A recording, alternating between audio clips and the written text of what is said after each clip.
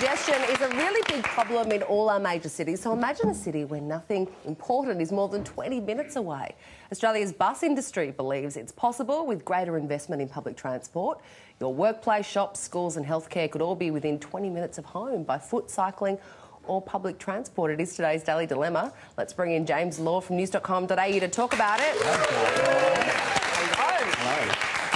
Really? Could this be the answer to our congestion woes? Well, look, I think it's a pretty bold idea and it's certainly a pretty ambitious one for Australia, given the way that our cities are designed. But I think it's something we need to start talking about. I mean, there's as many as 15 million people who are affected by traffic congestion, according to the bus industry.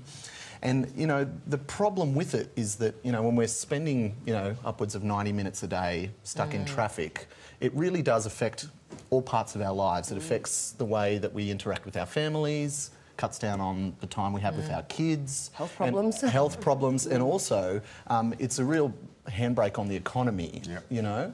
So I think that this is something that's an ambitious plan, but it's something we need to start talking about, you know. How would it work? Well, the bus industry is talking about Australians like us putting pressure onto our MPs on the state and federal level to really ramp up the funding of infrastructure, ramp up the funding of urban planning.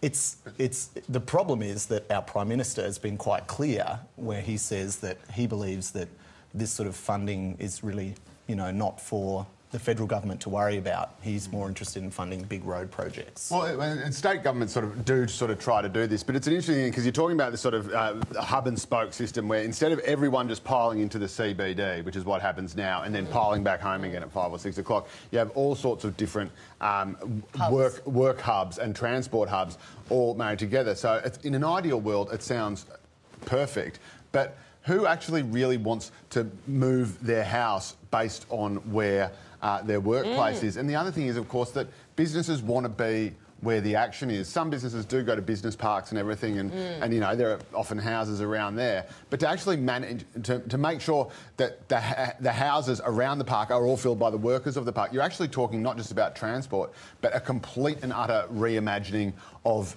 society. And people... And how depressing to be living right next to your workplace. Is it? It's not really going to happen. What about space? You know, we all want a backyard for the kids and, you know, we complain about high density. People don't want backyards for the kids. That's why there's so many Australians who are now opting to choose to live in apartments.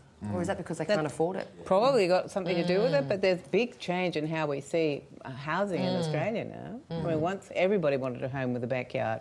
Now, even couples with kids are happy with apartment life. I'll put up with them at least. Yeah, I mean, I think it is a really ambitious idea. It's really bold. But I think that there are real problems with the way that our cities are designed now, particularly like Sydney and Melbourne, which have some of the worst congestion. And I think that we need to start thinking outside of the box about the way that our cities are designed. And this one is probably far out of reach. Demolish them. Let's start again. James Law, we're going to let you go and get the bus back to news.com. Thanks for joining us on Studio 10. Appreciate it.